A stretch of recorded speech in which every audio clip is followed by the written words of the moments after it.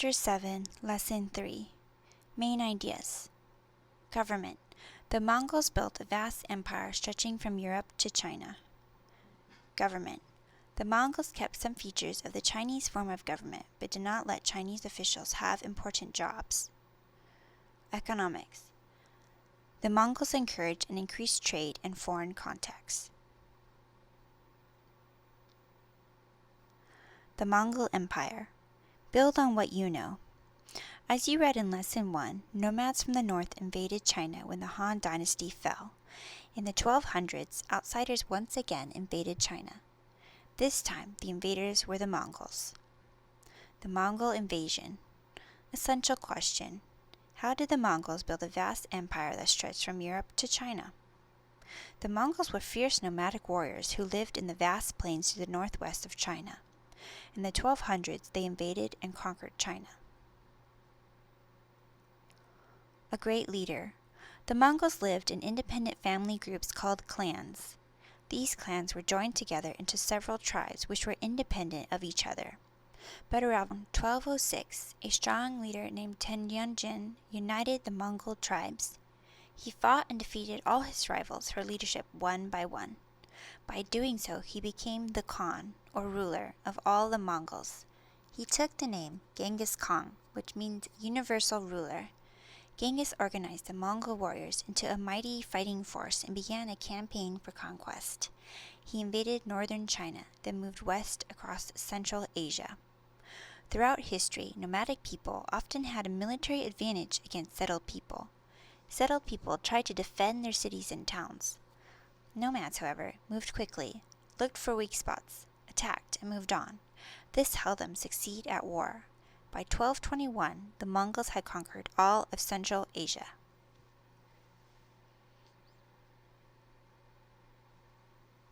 The Mongol Empire. When Genghis died in 1227, his son Ogedei took power. Ogedei captured the rest of northern China. He also extended Mongol rule as far west as Russia and Persia. The Mongol Empire was divided into 4 large parts called Khanates. A different descendant of Genghis ruled each part. Kublai Khan, Genghis's grandson, took power in the Chinese part of the empire in 1260. At that time, southern China was still under Song control. Kublai's forces finally defeated the Song in 1279. The Mongols now controlled all of China and would rule until 1368. Mongol government. Essential question. What features of the Chinese form of government did the Mongols adopt? Kublai Khan was the first ruler in 300 years to control all of China. The Mongols were also the first foreign power to rule China. Kublai ruled China for 15 years and died in 1294. Learning to rule. The Mongols did not have much experience with government. The Chinese, on the other hand, had a long history of organized government, so Kublai kept many aspects of Chinese rule. He built his capital at Beijing in traditional Chinese style and declared himself emperor. He also founded a new dynasty, the Yuan dynasty. These steps were familiar to the Chinese and made it easier for Kublai to control China. Maintaining control. Kublai kept many features of the Chinese form of government, but he made sure that the Chinese politicians didn't gain too much power. He did this to keep control of China in Mongol hands.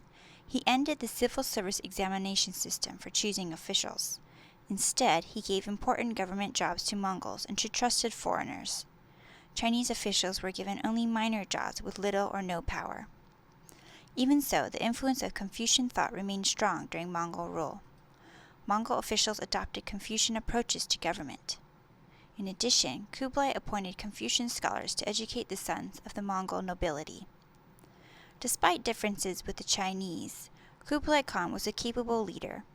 He worked to rebuild China after years of warfare. He restored the Grand Canal and extended it 135 miles north to Beijing. And he built a paved highway that connected Beijing and Hangzhou. These land and water routes allowed for easy travel between north and south. He also made changes that helped promote trade and contacts with the rest of the world. Opening China to the world.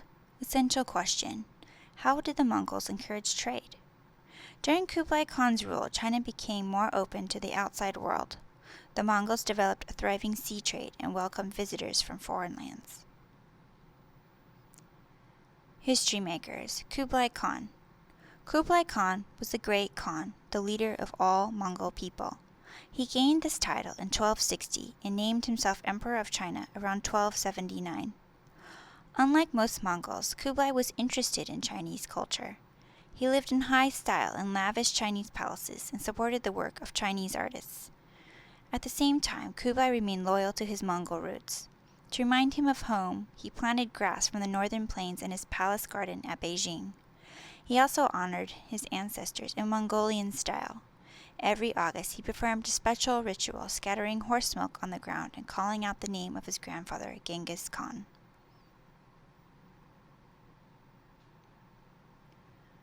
Trade routes. One way that the Mongols encouraged trade was by making trade routes safer.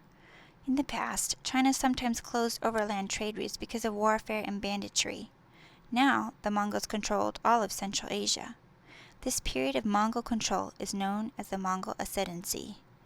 Mongol control made overland travel safe. Caravans moved along the Silk Routes, ancient trade routes stretching from China to the Black Sea. Merchants took silks, porcelain, tea, and other goods to Western Asia and Europe. The merchants brought back new foods, plants, and minerals. The Mongols also encouraged sea trade. Ships crossed the Indian Ocean and South China Sea to reach Chinese ports such as Guangzhou and Fuzhou. There, merchants did a lively trade in goods from both east and west. Foreign contacts. Trade brought increased contact with foreign peoples and cultures. People from Arabia, Persia, and India frequently visited Mongol China. Even missionaries and diplomats from as far away as Europe made the long trip. These visitors helped tell the rest of the world about Chinese civilization. The most famous European visitor during this period was Marco Polo. Polo was a young trader from Venice, Italy. He traveled the Silk Roads to China with his father and uncle. He arrived around 1275 and stayed for 17 years. Polo became an assistant to Kublai Khan and traveled throughout China on government missions. He later published a book about his adventures. Polo's book was a great success, but many Europeans found his vivid descriptions of China hard to believe. In the next lesson, you will learn how the Chinese overthrew the Mongols. Lesson summary. The Mongols built an enormous empire stretching from China to Europe. The Mongols adopted some features of the Chinese style of government. The Mongols increased foreign trade, especially along the Silk Roads to Western markets. Why it matters now. The contacts between Mongol China and the Arab and Western world spread important ideas and trade goods. Because of this, many Chinese inventions can be found worldwide today.